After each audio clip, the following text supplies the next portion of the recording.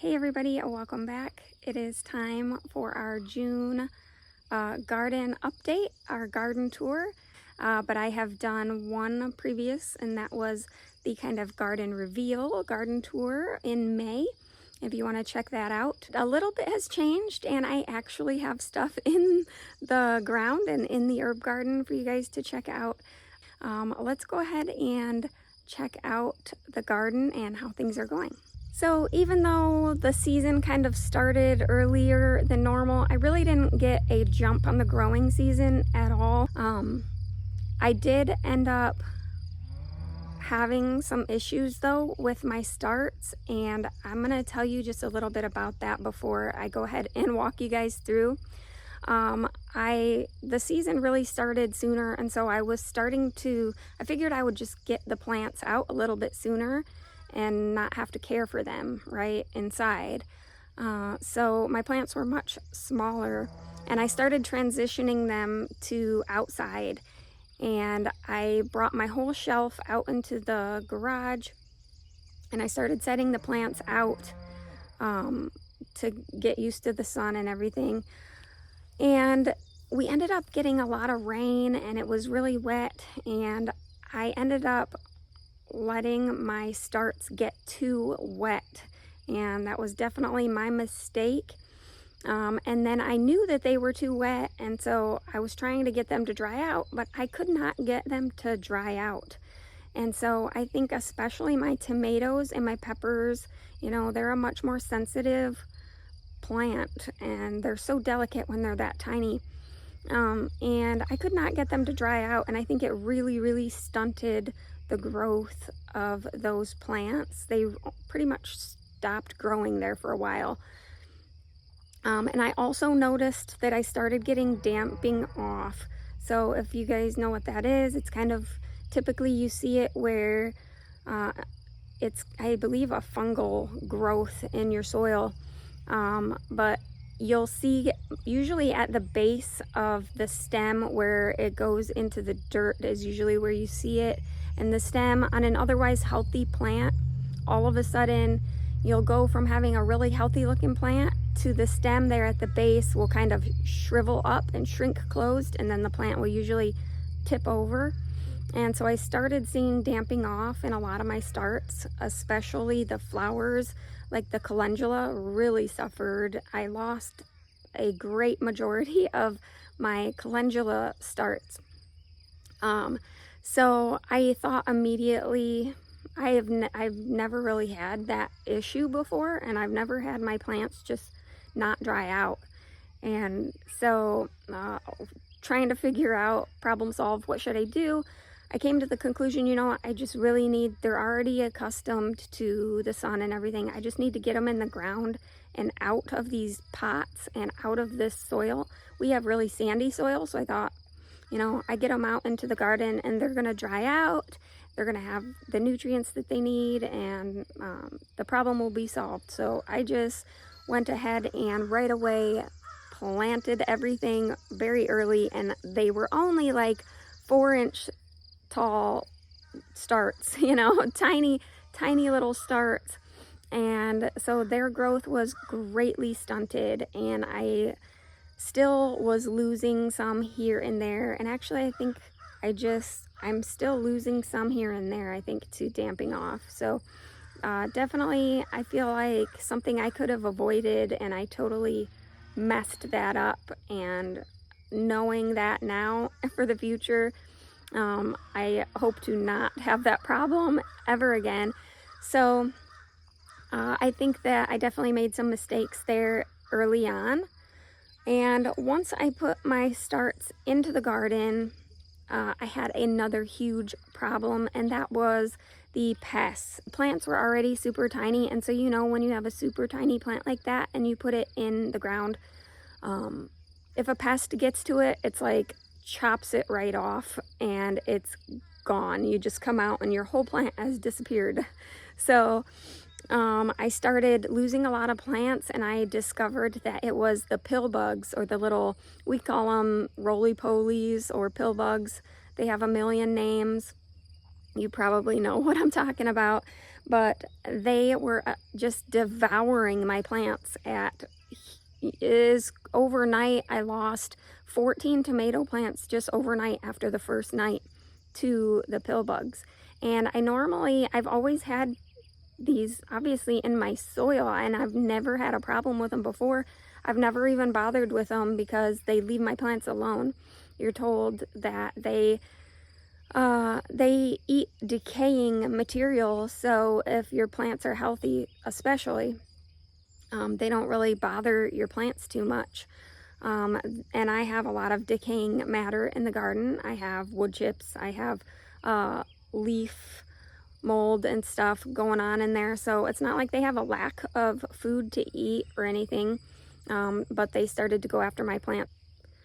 So once I realized that it was pill bugs that were the problem, that the pill bugs were eating my starts, I was trying to figure out how I could stop it. And I think the problem was pretty much 99% solved by doing one thing, and I'm going to show you guys that here in a little bit. But I was able to stop them from eating my plants, which was so nice. So once I had stopped them from eating the plants, I went ahead and thought, you know what, it's early and I don't want to just have this spot open, so I thought I'm going to just try to direct sow in the spots that I have open now. So I went ahead and wherever I lost the tomatoes, I went ahead and direct sowed seeds in those spots, and we'll go ahead and look at those, the tomatoes specifically, but I also replanted. I lost every single one of my watermelon except for 2. And so all of the watermelon was direct sown other than those 2. I'll show you those. And the direct sown ones are almost caught up with the growth of the transplanted ones that were stunted at the beginning. So we'll go ahead and look at all of that, and I'll show you guys what I did to combat those darn pests, the roly-poly bugs. I think that I found a great solution. It's working for me, so if you have that problem, keep that in your note cards there for the future on how to stop those little pests. But let's go ahead and start in the herb garden, because last time we were here, I basically told you the layout that we were hoping to do, and nothing had really been planted in here, I think, except for the lavender. And the lavender is flowering, and it's so pretty. One of my lavender has a ton of flowers. The other ones just have a few. I think one of them doesn't have any flowers, but it's really tiny. And you guys, everything in here I planted from seed and grew myself from seed, except for the catnip. Yeah, and the lemon balm. Some of the lemon balm I started from seed, but my biggest plant I actually found at somebody's house and relocated it here. I was able to transplant it here from growing wild. So I do have the bigger lemon balm has been transplanted at least twice. So I got it from someone else, transplanted it here into my front flower bed, and then this year I transplanted it over here once we got the garden set. So let's go ahead and look right here, right off the bat when we come into the garden. I've got the lavender, so let's go ahead and take a look.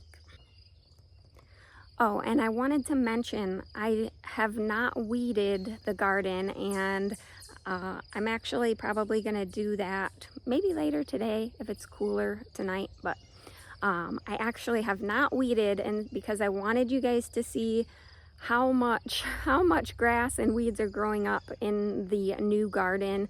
So we just finished this. If you guys go check out my May video if you want to know more about the garden, but this area is brand new and we just covered it in wood chips and everything. Most of it has cardboard underneath, some of it does not. So anyways, I didn't weed for you guys because I wanted you to see how much grass and weeds and stuff is poking through. So just a little side note there. So right away when you walk into the herb garden, you can see that we have 6 lavender plants. This is English lavender. I did start this from seed. It's been really slow going, but we finally have nice looking little lavender plants. How beautiful. This one in the middle is really thriving. I wish the camera would focus better on the pretty flowers. It's so pretty. So I have 3 rosemary plants right here, and they're so tiny and not doing very well at all. So I don't know if it's gonna do anything for me. And then I had every other, it was a rosemary, calendula, rosemary, calendula, rosemary, calendula. And I did have another rosemary, but it got killed by the roly-poly bugs. And the calendula, I got eaten as well, and I replanted. I did have one left, and it's getting pretty big, so that's good. The other one's not looking so great. But I did want to show you what I used to stop those darn pesky roly-poly bugs. I got the plastic cups, like a solo cup, but I got clear ones, and I cut the bottoms off, and then I used those as kind of a collar around the starts, and that was able to stop like 100% of the roly-poly bug attacks. So they just kind of walk toward the plant, and then when they hit that barrier, they're like, oh, okay, I can't get in, and then they move along. So they don't dig under it, and they can't climb over it, and so it completely stopped them. And I'm pretty sure it works with like slugs and stuff too. So as long as when the plants are small, as long as they're not coming over the edge where they could climb onto the plant that way, if they can't get to it past that collar. So these little cups, the little plastic cups, completely cured and stopped those bugs from killing all my plants, because literally if I hadn't put those collars on my plants, I would not have a garden right now. It was that bad. They were eating everything overnight. All right, and then right here is the catnip. As you can see, it has gotten quite tall. So I transplanted this from the woods, and there's actually one more plant back there I wanted to go and get. But I haven't harvested any of the herbs since I transplanted, because I just want to get them established and get their roots growing and get them kind of healthy in the garden before I go start chopping them to bits. So I have not harvested anything from these. You can see that they have some flowers coming in soon.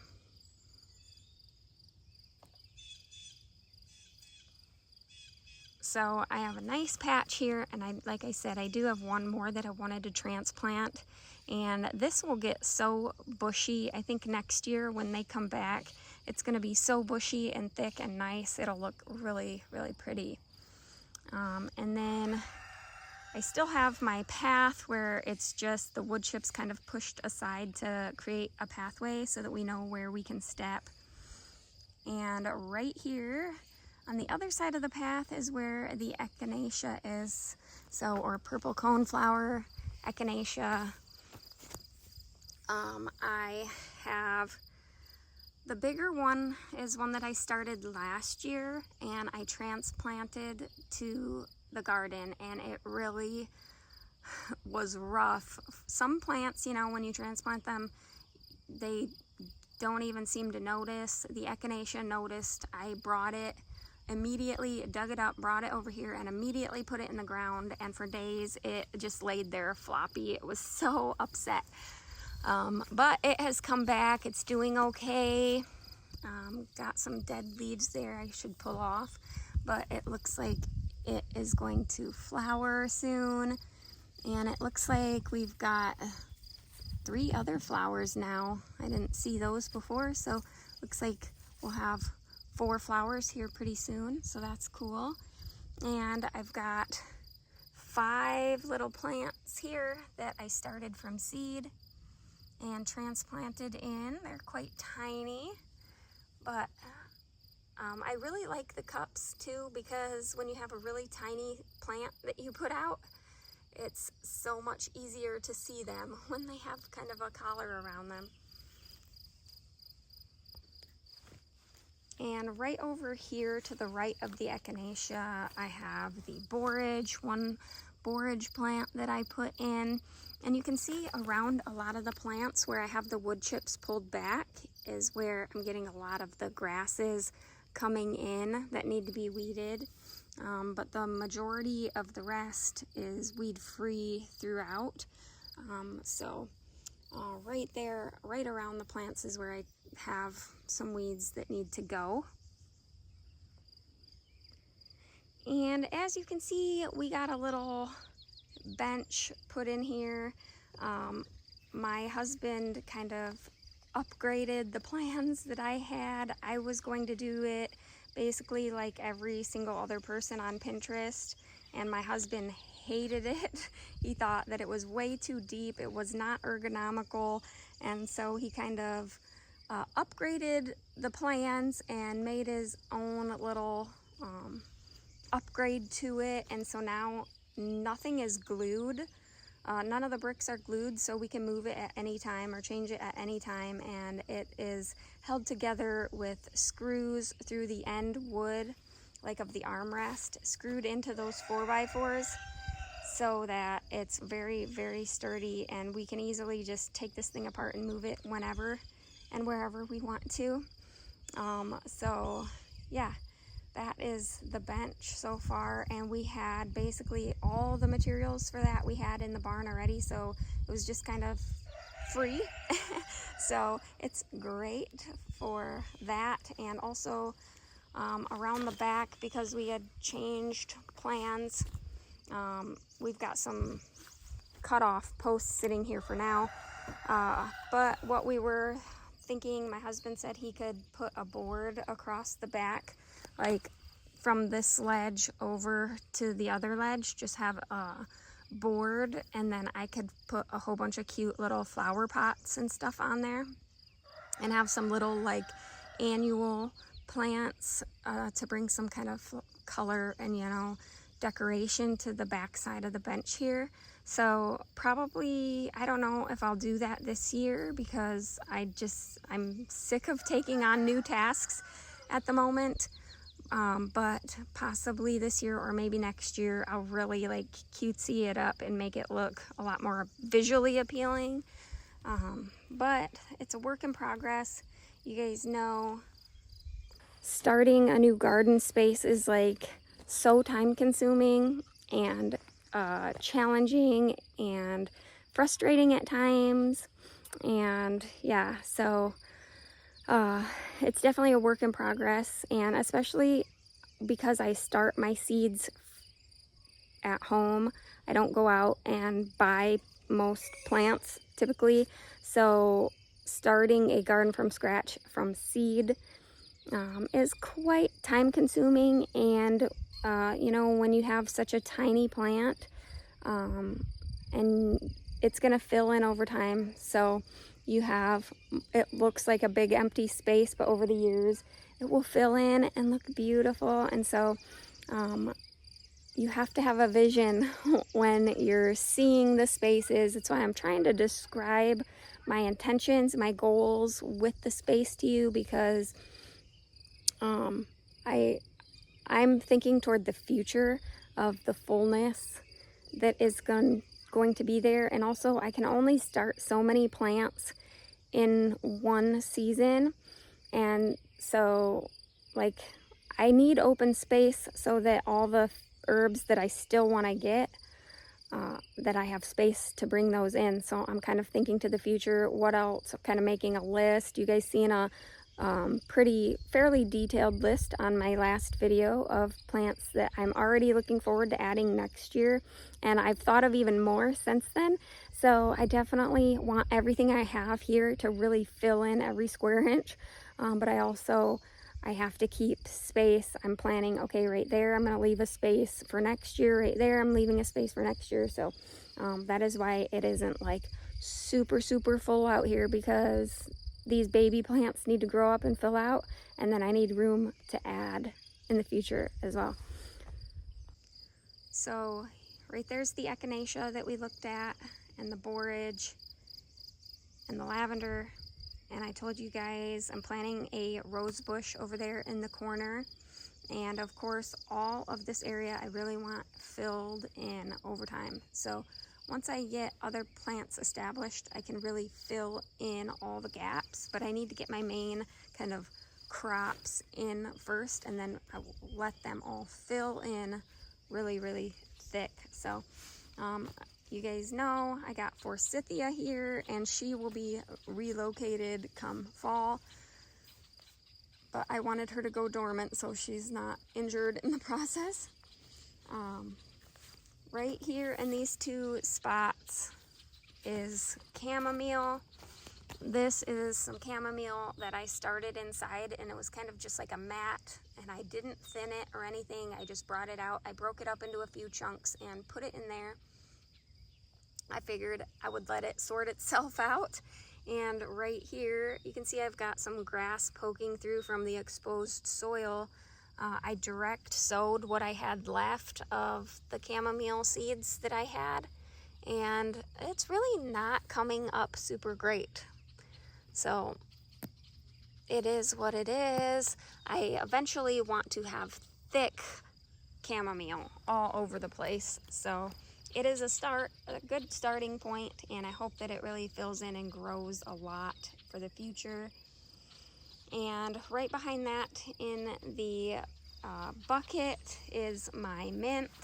So for now, I wanted to just try to contain the mint, because this mint I started from seed last year. I think it was last year or the year before. But anyways, I had it up by the house, and it grows so well. You guys, you know that mint grows so well. And it grew literally right through the wood in the planter that I had put it in. And yeah, it's just very vigorous, and I wanted to, not that it will never get out loose into the garden, but I wanted to slow that process down if it does happen to get out and start to take over, that I can at least slow it down so that my other plants, like these weak plants, can get established before they have pressure from the mint. Okay, so that's kind of my goal. And I also just really like the look of different textures and stuff like that in the garden. So I like the galvanized bucket there, and I also thought that it might be cute eventually to get like an old rusty wheelbarrow or something cute to plant some stuff in that's like annuals. All right, so let's back up a little bit and go back over to this side is where we have the bee balm. So I did lose one of my scarlet bee balms, so I only have that one. The biggest one is scarlet bee balm. The rest is all like wild bergamot variety, a different variety, so it has the purple flowers. But it hasn't flowered yet, but you can see that there's going to be some flowers in there. And then these have been flowering for a while, so I'm actually going to harvest all of the tops of the bee balm after I film this video. I'm going to go ahead and harvest all of those, and then those will reflower later on, but I want to harvest those while the flower heads are on there so that I can get some flowers. But as you can see, I got a pretty decent patch going on here. I just transplanted these clusters. I was not about to try to separate these itty bitty plants, so I have a few clusters going on in here. That one is tipped because I have like a ground mole or a vole, or I'm not sure what, but coming up in here. He's really liking the loose soil that I put on. So yeah, loving the bee balm. I can't wait. Yes, bee balm spreads. It is in the mint family, and I'm cool with it. I'm cool with it spreading. It's so beautiful. It's such a unique looking flower, and it's one of those herbs that unless you grow it yourself, it's pretty difficult to get your hands on bee balm for your apothecary. So I think I have 11 hollyhocks, and there's 3 different colors there. So those obviously are biennial. We shouldn't see any flowers this year, just a bunch of greenery. And hopefully next year we'll be able to enjoy our first hollyhock flowers. And next to the hollyhocks, I planted holy basil. So this is Tulsi. When I planted these out, I know that they're not like spectacular to look at right now, but when I planted these out, especially these 2 here, they were so tiny. I could not get them to grow inside. They got about 1 inch tall and so skinny, and I couldn't get them to grow. And so I planted them out, and they finally started to grow.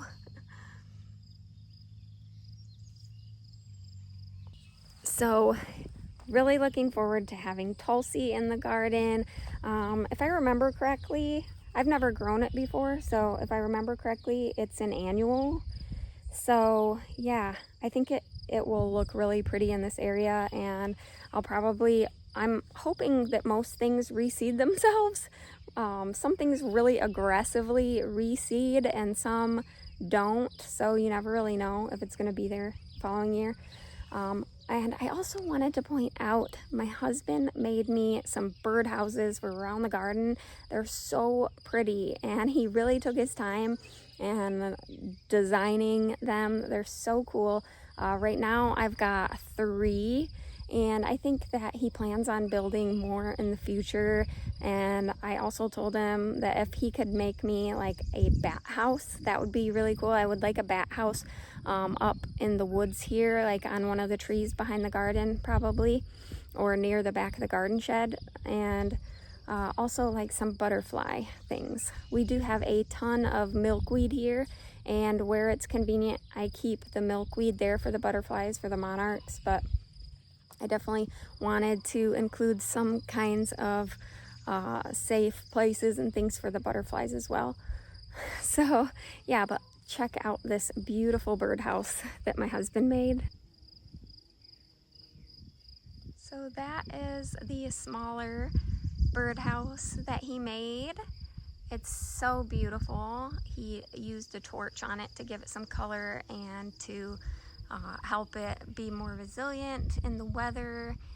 And yeah, I think that he read that it was good for the birds and stuff too. So and also he's got like a screw on the bottom, or right here I think, yeah, and then a little handle so that you can pull that down and open it up to clean it out. So pretty. That's the smaller one, and I'll show you when we get to it the other one. And so from there, if we look over to our left, we've got the black-eyed Susans, and they are finally coming up along with some weeds.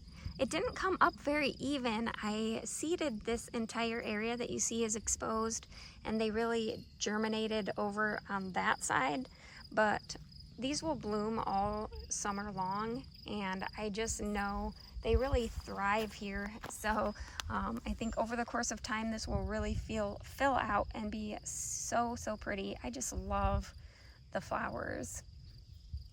And right next to that is our bird bath. That isn't really a bird bath, but that's where we're going to put a really beautiful bird bath at some point. And I put 4 chives around here. So this will fill in a little bit. They'll be poofy green and purple colors, and it'll just look really pretty. So there's 4 little chives there. I think that'll look really pretty. And most of this space is all empty other than the weeds. So this will be where I expand next year. I have a big open spot, and I also I transplanted my yarrow there, so you can see that yarrow is getting some flowers and some icky eggs right there from something. But yarrow is about to bloom. It's got one bloom right there. Oh, there's tons of flowers on it. So that is a plant that I started from seed last year, I think, and transplanted it from the front flower bed. It was actually in the same bed as the mint. So it is possible. I tried to get all the mint out of it. It is possible that there was still mint. I don't see any, but it was in with the bed, same bed as the mint, and it was thriving there. So I think it's gonna thrive here. It looks like it's doing so well now. And yes, I hope that it does spread and fill out into this area more. But a lot of this area will just be for future planting for next year. And also this area is open as well. You can see there's a couple blades of grass. And then I planted another borage down here to bring some color and beauty to this area because it is mostly empty down here right now. And over to the left side of the path, I planted the hyssop. You can see they have really taken off, especially those two are really big. There's a lot of mushrooms in here, like tons of mushrooms. It's crazy how much mushrooms are in here. But you can see the smaller ones. I've got small clusters like that. And that is because those were all eaten by the pill bugs. And so I replanted those from seed. I direct sowed those from seed. And those have come up. I haven't thinned them or anything. So that is them. Hyssop is a perennial here, so I wanted to go ahead and get those in and let those fill out. And then right to the right side of that, at the end of this kind of islandy area, is the lemon balm. So that is the lemon balm that has been transplanted a couple times. It is being eaten a little bit by the bugs, but it's recovering now. And these are ones in the little cup. There's 4 of them. Those I started from seed and transplanted those.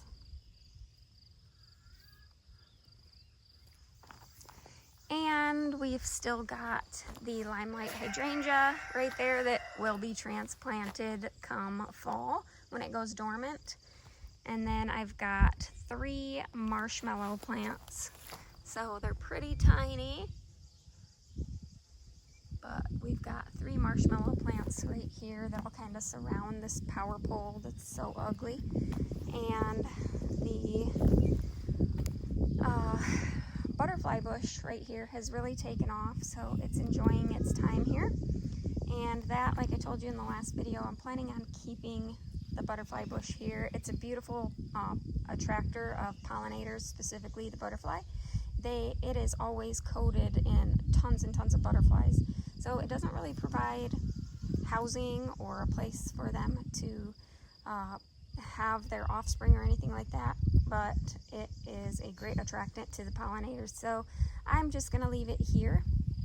And right here on this corner pole here in the front is the other birdhouse that my husband made. So this one's like a duplex, and love the design. It is so cool. He really took his time making this.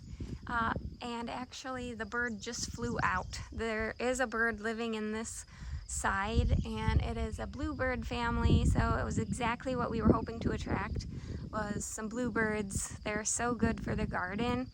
So yes, so pretty. We enjoy seeing them come and go.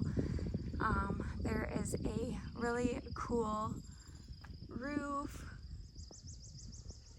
that he cut all that wood by not by hand, but he cut all that wood down from 2x4s, I think, on his table saw and made a really cool roof for it. and I don't think that there's anything living in this side. So there's no perch on this side. There is kind of a little perch on that side, and I guess they wanted the one with the perch. So, and there's also clean outs on the bottom of these so that we can clean those out in the winter when we need to. So very thankful to have those. All right, and that is pretty much it for the herb garden, except for a few calendula that I had planted.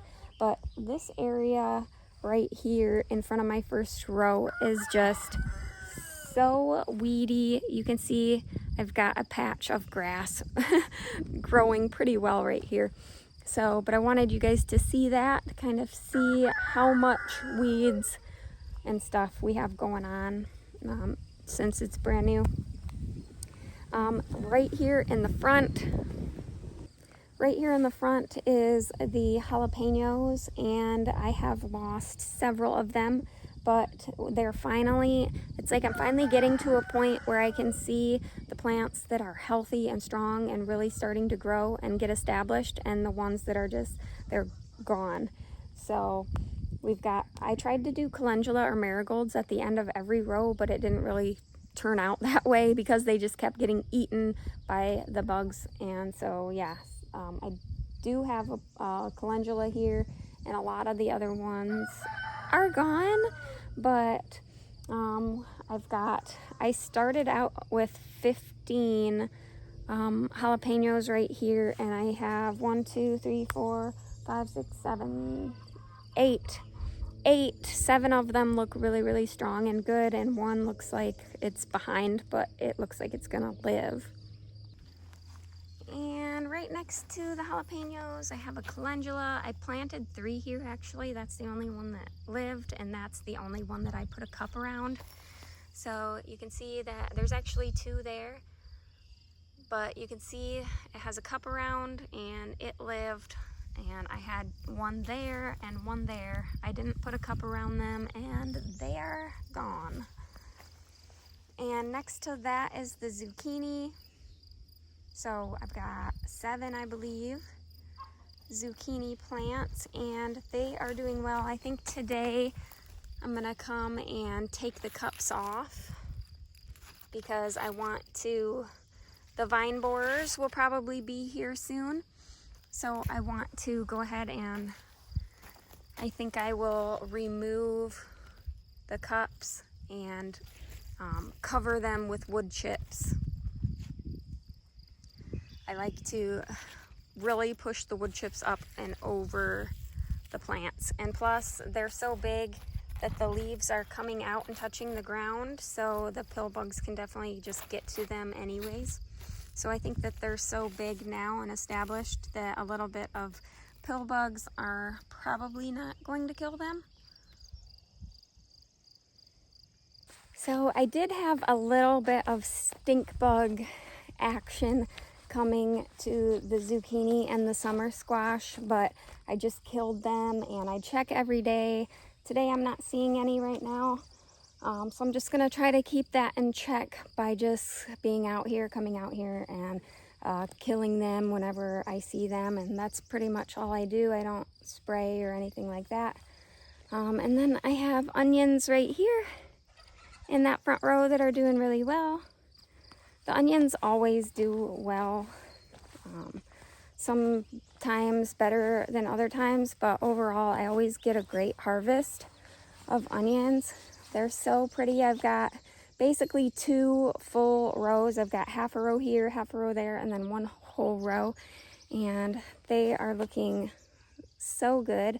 I do have 1 spot or a couple spots in the middle where they're really tiny and don't really seem to be doing anything. And because it's so random, I think it's just they weren't really great starts to begin with. I had my kids plant most of those for me, and so they might not have picked the best plants for those areas. But I don't know, overall they look good, and yeah, very happy with those. So right behind the onions is the broccoli. I always plant a lot more broccoli than what I actually want because they always get eaten so heavily by pests, and so I always plant extra of my brassicas. And yeah, the ones that have survived are doing great. So they are looking really nice. I always stake the broccoli because it never stands up. And yeah, I always love to grow broccoli more so for my animals than for myself. I really don't even, I love the taste of broccoli, but it makes me feel like not great. So, but I do love to grow it for the animals. So if you have like chickens or rabbits, it's like a continual supply of chicken and rabbit food all summer long, and they love the leaves and the broccoli itself. So yeah, love having broccoli in the garden. I always try to surround the broccoli with stuff that other plants that can protect it. So I usually plant onions around the broccoli and the cauliflower and the cabbage, and dill and stuff like that. So those kind of plants have beneficial properties. So you definitely want to plant those. It helps to minimize pests, at least so they say. Right now, because it's early and so darn hot, I do have my drip tape going, so I keep hearing little spurts of water. Right here in this blank spot is where I planted the carrots. I planted 2 varieties and they did not come up like at all. I did start to see them come up and then they disappeared, and I'm pretty sure I know what happened. So I'm pretty sure the robins messed that all up for me. I've had a ton of robins in here and they are just coming and stealing all of my worms, and they dig in the wood chips to get the worms. And so I did get a lot of digging in this area. They also, at the other end is where I had arugula and lettuce. The arugula came up and thrived. It was great. I didn't really care for the flavor though. So it did start to bolt, and I pulled it and let it lay. And then I'm gonna just bury that under the wood chips. But the lettuce started to come up as well, but the robins started digging in there for worms because I have to pull the wood chips back in order for the seeds to sprout. I direct sowed them, so I had to pull the wood chips back to sprout the seeds, and then the robins dug all in that area and destroyed my seeds. So the lettuce never came up and the carrots never came up, and I think it was the robins. So I am planning though to replant those later in the season for like a fall harvest, because I have no carrots left in the pantry. I guess I'll just go ahead and talk about this row as well as we walk down. So this year is my first season growing banana peppers. So we've got, I think, 13 banana pepper plants right here that I am really looking forward to canning the peppers. So banana peppers, it'll be so cool to have them in the pantry because I grow jalapenos every year and green bell peppers and stuff. So this is my first year growing these, and really looking forward to having those peppers on the shelf in the pantry. So next in this row is the summer squash, and they are doing fantastic. And like I said before about the zucchini, same thing with the summer squash. I've found a few stink bugs on there, or squash bugs, whatever you want to call them. And I've just been killing those a couple times. Today I'm not seeing any on there, so that's good. I just like the organic approach and try to just be vigilant and be out here and try to pull them off of there myself and just kill them. Eventually later in the season I pay less and less attention to them after I've kind of already harvested all the zucchini and summer squash that I could possibly stand, and they just kind of in the end will get overtaken usually by the squash bugs, and I pull them out and go give them to the chickens. And in this row here, after the banana peppers, is the dill. So planted dill here, and then we've got a couple big potato plants that volunteered, and then a little bit more dill here. So I just make a little trench and sprinkle my dill seeds in and cover them up, and I never thin the dill. I just let it do its own thing, and it is always great. And I always grow fresh dill for my pickles and stuff like that, pickling whatever we like: dill relish, dill pickles, the dilly beans stuff. So this marigold is looking fantastic. So a lot of the flowers I kept having to replant. So, and some of them then I ran out, so I was starting them from seed, just direct sowing. So you'll see a lot of the marigolds, a lot of the flowers are really tiny because I had to direct sow them. And I didn't, if you're not familiar, I think I'm zone 6B, if I remember correctly. All I know is we usually say that you're free to plant. May 31st is like the ultimate planting day for here, so you will never get frost after May 31st. So your tomatoes and everything can come out May 31st. Usually I do tomatoes and peppers on a typical season. Again, this year was early, but on a typical season I wait 2 weeks after May 31st, so it's usually like the second week after. The second week into June is usually when my peppers and tomatoes would come out to the garden for the first time. So yeah, that flower was one that was originally planted, and it survived that initial attack by the pill bugs, and so it's actually quite large.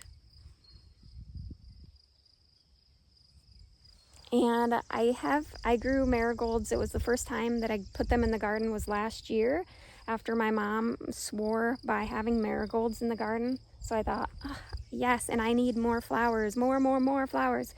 So I planted them for the first time last year, and they definitely dropped some seed. And so I've got volunteer marigolds coming up in some of the walking paths, and I'm like, oh, that's a marigold, and I just leave it there. I am fine with flowers being all over the garden, so there's worse things that could happen. All right, so after the dill here in this aisle is where the watermelons are, and like I mentioned earlier, all but 2 of the watermelons got eaten right away, like the first night, by the pill bugs. And so I didn't have any extra starts, so I went ahead and restarted them from seed, and they are all looking super healthy and really taking off. So I think that it's safe to say we should have some watermelon this year. And this is a new variety for me. I think it's crimson something. It's one of the most popular varieties of watermelon, so that will be great. Typically I grow the Alibaba, so it's the first year growing this variety, so it'll be fun to see. And after the summer squash, I do have an open spot here until the end of this row. That is where the arugula was, and like I said, those were bolting, so I went ahead and pulled those, and they're laying here. They're completely dead, and I just got to rake the wood chips back up.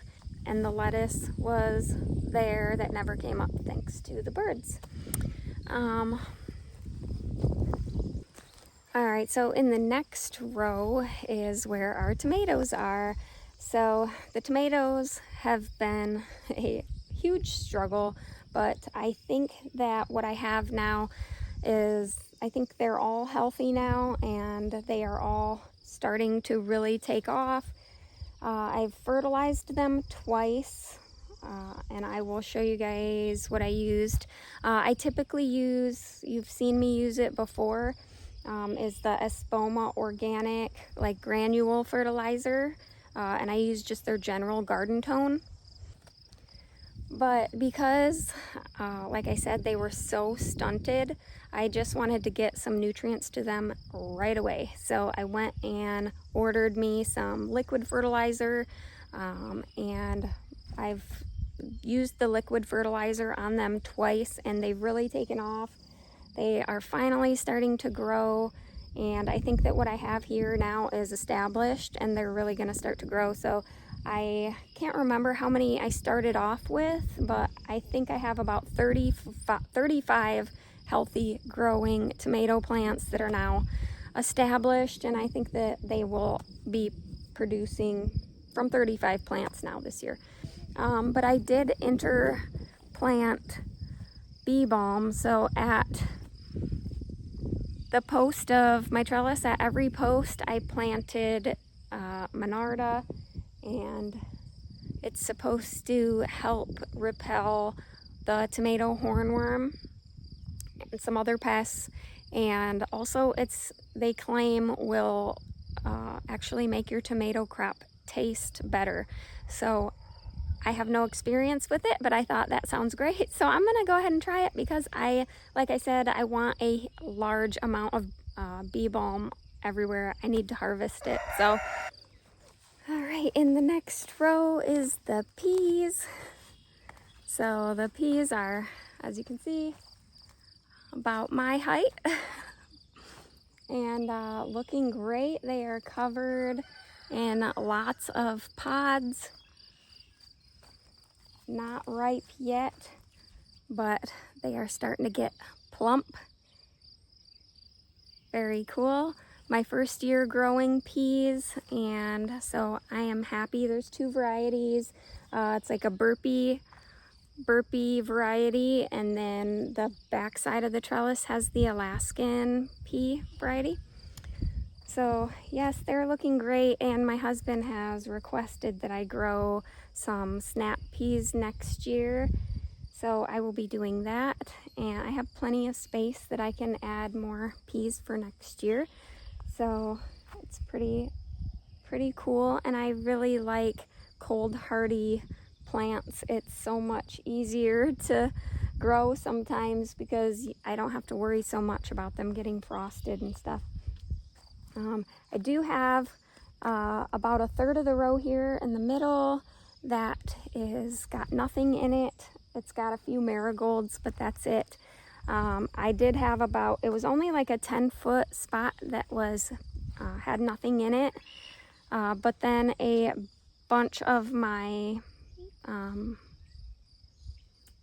green beans, a bunch of the green beans didn't sprout, so I planted two variety. This is my green beans here. I planted two varieties and only the one came up, so I don't know if the seed was no good anymore of the one packet. It was the Blue Lake variety. It was, I think, from Burpee, and I think they were only a year old. They were my seeds from last year, and they didn't sprout, but all the jade beans, they sprout so good every year. The jade beans are my beans. But yeah, so all the jade beans are up and looking beautiful, but I had a space here, and I have two random cabbages that I planted.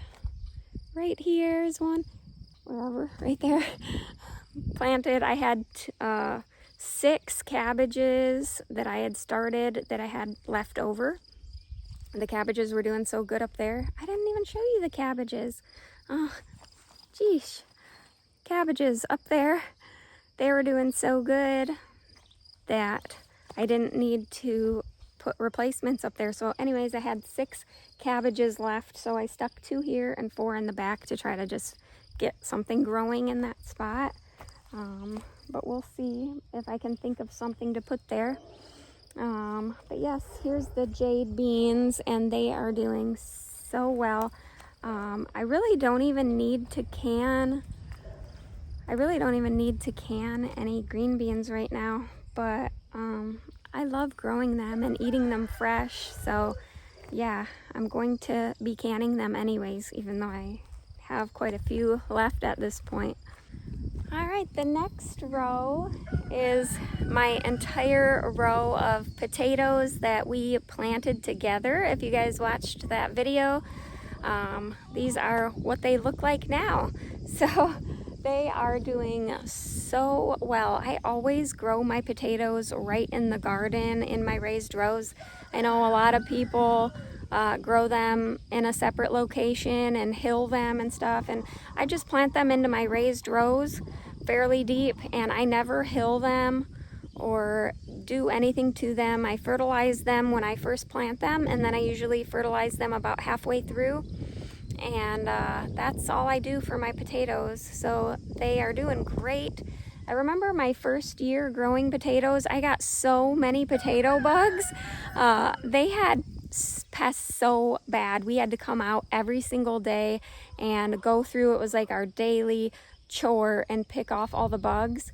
And now I haven't had any pest problems in the past 2 or 3 years on my potatoes. I mean, they get picked a little here and there, that's normal, but I'm talking like devastation. Nothing has bothered them to the point where they have been injured or sick or anything so far. So yeah, you can see they are doing great. They are luscious, and I love the look of healthy, thick potato, bushy plants in the garden. It really, makes it look way more lively in here. So this next very sad looking row is where I direct sowed the sweet corn, and I was so looking forward to growing this variety. It's called True Gold, and I got it from Baker Creek, and I was so looking forward to it, and they got destroyed by this ground mole or whatever it is, vole or mole. I wasn't sure why they weren't sprouting. I planted them to the deeper end of the spectrum. It said 1 to 2 inches depth, so I planted them 2 inches deep because I didn't want like the chipmunks. We have some chipmunks living back here by the shed, and I didn't want them to get it, so I planted them a little on the deeper side. And so I think a mole came and ate my seeds, and really not necessarily even ate them, but dug a path through here, and the seeds fell down and couldn't get up to the surface. And I realized that because I found some of them, let's see, back here. So these 2 plants here, I left them here, but it's not like I'm sure they won't pollinate. But I found these buried underground about 8 inches. So all I seen was a tiny bit of green leaves poking out of the soil, and I was like, wow, what is that? And I started digging around there, and sure enough, the corn seeds had dropped down into an empty cavity, like a mole or whatever had went through there, tunneled through there, and the seeds dropped down, and they were too deep then to sprout up to the surface. So basically, yeah, on year 2 without corn. Luckily, I still have about 30 plus jars of corn that I canned last year. I've definitely got another year's worth of corn, so I don't really need the corn, so I'm not heartbroken over it. But because it's 2 years in a row where I haven't been able to get corn in the garden, that really annoys me. So next year I'm really considering starting my corn indoors. And I know that it's not the recommended way, and that's basically because the root system is, when you start it in place, the root system really is supposed to get into the soil better versus transplanting. You're more likely to lose your crop to it blowing over, I think, if you direct sow. And that's really the only reason, is because they might blow over easier if you transplant them. But I've seen it done many times, and especially people who are in cooler climates, they regularly, it's the only way that certain people in certain areas, because of the cold, corn grows for quite a while.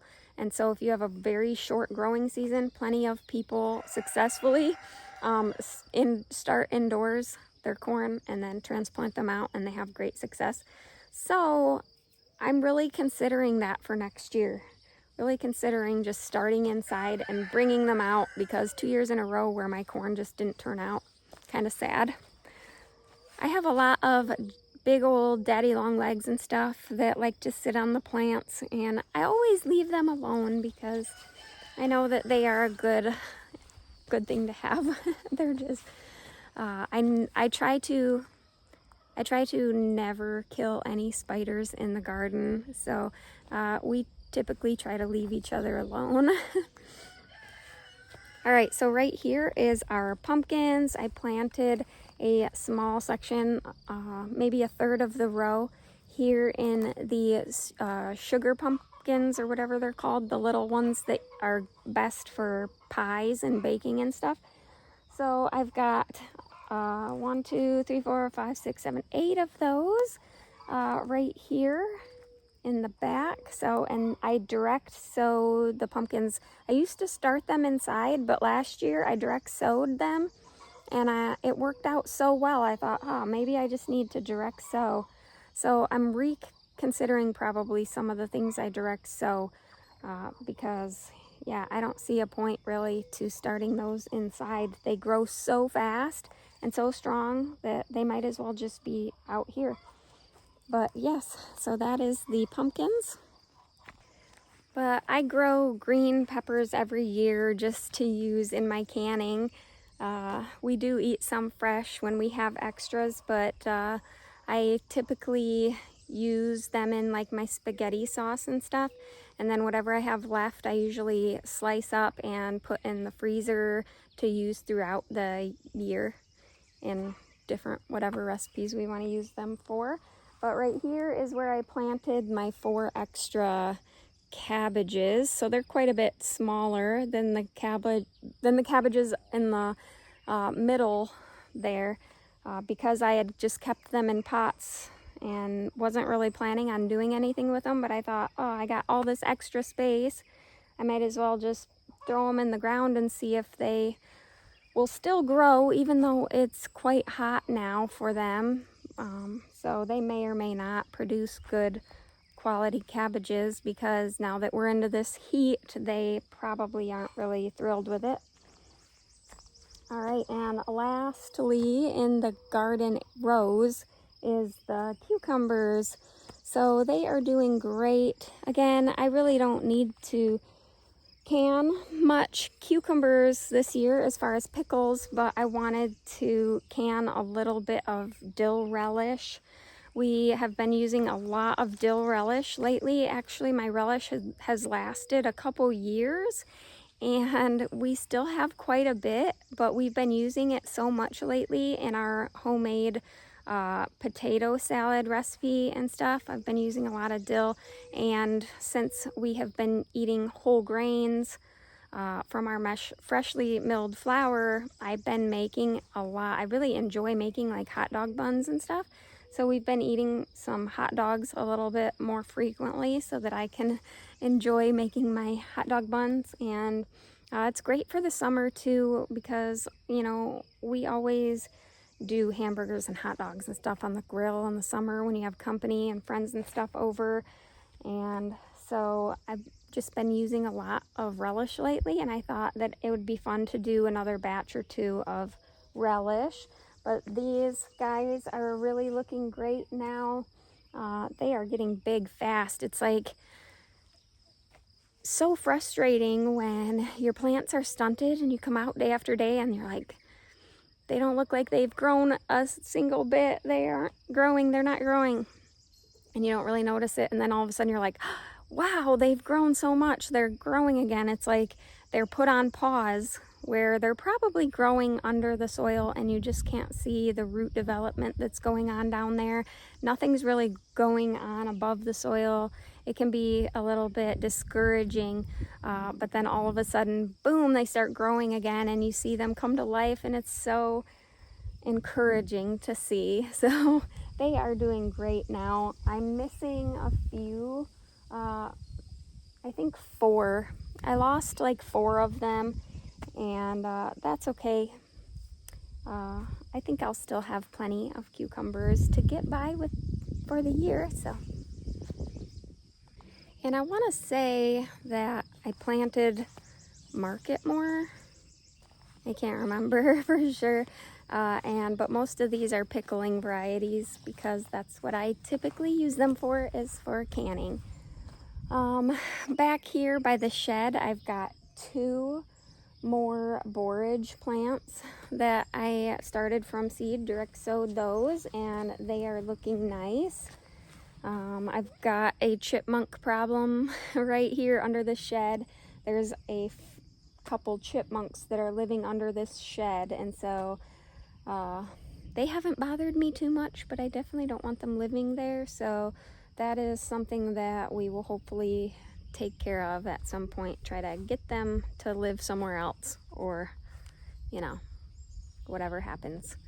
Right here in this back corner, though, is kind of exciting because I don't think I mentioned this to you guys. Maybe I did, but so I transplanted all of this motherwort right here. It's kind of hard to see.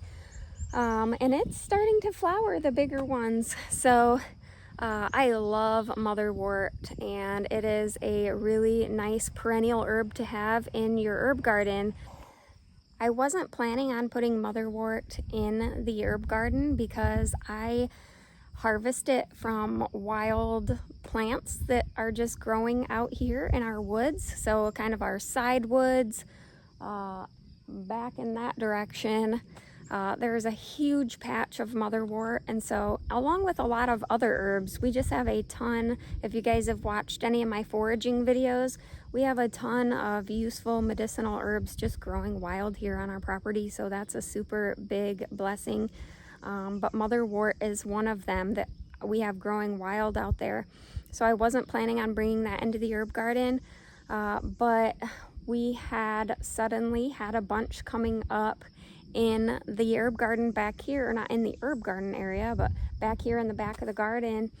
And I thought, well, why don't I just kind of corral them over to the corner where it would be really pretty, because they're really pretty perennial herb and I like the look of them. And I thought, well, since they want to be here, I don't know how they migrated up here, but since they want to be here, I'll just give them a space over here in the back corner. So you can see we've got the fence posts and still haven't got the back part of the fence up.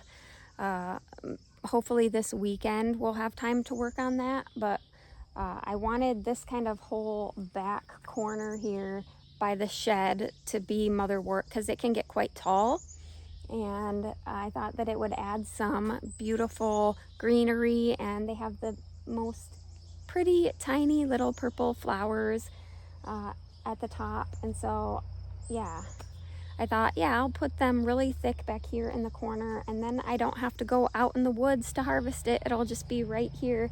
So that'll be cool. I have kind of a decent sized space back here in the back, and so even though my kind of more the herb garden is in the front, I want to bring some herbs back here, specifically ones that have flowers and stuff to attract pollinators, and also to just be really beautiful. The garden is very, very sunny, but you get shade here and there throughout the day in the front of the herb garden. So where the bench is, it's a nice place to sit, but sometimes it's in the sun, and it would be cool to have a place to sit and enjoy back here in a shady spot as well, and have some nice flowers and stuff. Hear the bees buzzing around and stuff like that. So I gave motherwort, that will be her corner, and I might fill that out more or just let it do it naturally on its own.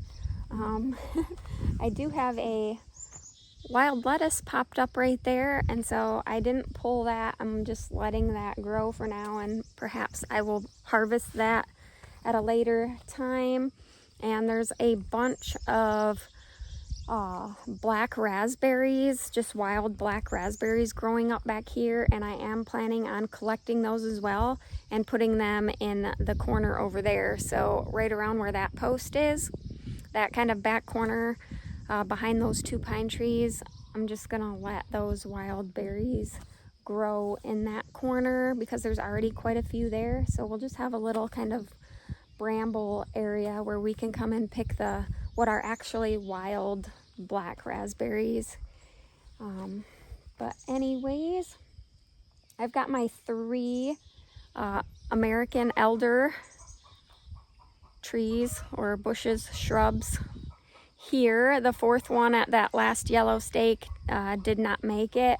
I grew these from cuttings that I collected. I found the American elder growing wild in our back pond area, and so I took cuttings from those over winter and started rooting them out in the kitchen window over the winter, and then I transplanted those in, and those have taken off. 3 out of 4 of them have taken off, and the middle one here has some flowers even, so get some elderflower. Probably, I don't expect them to really get berries or anything this year, but maybe they will. I don't know. I have not grown elder before, so but I did want it closer, and then I can monitor it better than it being out in the pond. And yeah, maybe I can get more harvest than the birds up here, because the birds tend to take all the berries from out back, and it would be cool to have a big supply so I could harvest the flowers too and not just the berries. It's kind of like, well, you can get the flowers or the berries, but you can't have both. So yeah, I'll probably take a cutting and start a 4th one where I had intended it to be, but these will get quite large, and then I can cut them back and we'll just have these beautiful I wanted to kind of just make it prettier back here anyways, and I think they're in a perfect location. As you can see, the woods are just flourishing with Virginia creeper. It's like, it's really pretty now, but there was a lot of downed limbs and stuff back there, and I wanted just something prettier right here. Our bed of asparagus is doing well. We did not harvest again this year, so last year is when we planted the dormant root stock in the early spring, and so obviously we didn't harvest anything last year. This year we looked and we were just not able to harvest it this year either, so we just let it go and letting it do its thing, and we will check, and maybe next year we'll be able to harvest those. Yes, these are some of the black raspberries that I'm going to relocate. So they're just too healthy and nice to just dig them up and throw them away. So I'll relocate them over there. And then we've got these 3 beds that we did here that were intended for strawberries, and then the rootstock just didn't live. So since we don't have the fence up back here, I was kind of waiting to fill this in with wood chips. It's got a minor amount of wood chips, but once we get the fence up, maybe this weekend if I'm lucky, then we'll really be able to put in the more wood chips and get it kind of finalized for the year. And right here is another one of the bird houses that my husband made me. So pretty. I actually really love this one. It's in the perfect spot because our yard is on a hill, and so the birdhouse sits up higher than the rest of the garden. It's quite high, and so when you look back here from the house and stuff, you can see the birdhouse, and it's so pretty. Like, even if birds don't move in, they're so pretty. But yeah, I don't think any birds have moved into that one. just the bluebird over there. But even if they don't this year, I think next year, come early spring, they'll be looking for housing. And right here is the rhubarb, year 3 rhubarb. And again, I did not harvest this rhubarb this year. I just didn't feel like it was big enough. And our grapes are doing so good. So I told you guys in the last video about our future plans for the grape trellis, and my husband wants to build this beautiful arbor that we can walk under and stuff, and then we can double the amount. Right now we have 6 grapevines, and we'll be able to double that amount. So we should be able to fit about 12, comfortably 12 grapevines once we build the arbor. But he decided, because of the fencing that we used for this trellis and how intricately woven these are, we felt like it was going to be too disturbing to them to build the arbor and move these and stuff, putting up new fencing and stuff for them right now. So we didn't want to disturb them during the growing season. You can see that there is a bunch of grapes and stuff going on in here, so we didn't want to disturb them or their growth right now. So we're gonna wait until fall. Basically, we have a lot of stuff to do come fall when all the plants go dormant, and we can then freely move them without causing too much trauma. But then we will be able to renovate this area with the grand arbor and everything. So he is going to set the posts for the outside part of the arbor, and then we'll just wait on the rest of it until fall. So I think that is about it with the garden. I think we covered about everything, and the sun is starting to poke out, so definitely time to go and finish drinking my coffee. So glad that I'm able to do this walkthrough with you guys today. I hope that you enjoyed it, and make sure that you guys like and subscribe so that you can see the future garden tours. It's so fun to go back and look at the first video, and then when the end of the summer comes and you get to see the growth, it's easier to see your progression when you have it on video and you can look back at the changes. So right now, a lot of my plants are quite small, but I feel like I'm pretty well on track and everything's looking beautiful. And although it was quite discouraging for a week or two, I'm feeling very optimistic about the growth and the progression that we have had now, and so glad that I could solve the problem with the pill bugs. So make sure, if you have that problem, you guys try putting collars around your little baby plants, and that should help you out. Oh, and also I will insert a little clip, if I didn't already, of that fertilizer that I used, the liquid fertilizer. And if you guys have any questions, make sure you leave those below, and I try to respond to all of you guys with your comments. So thank you for coming along with me, and have a wonderful day. God bless you all, and we'll see you next time.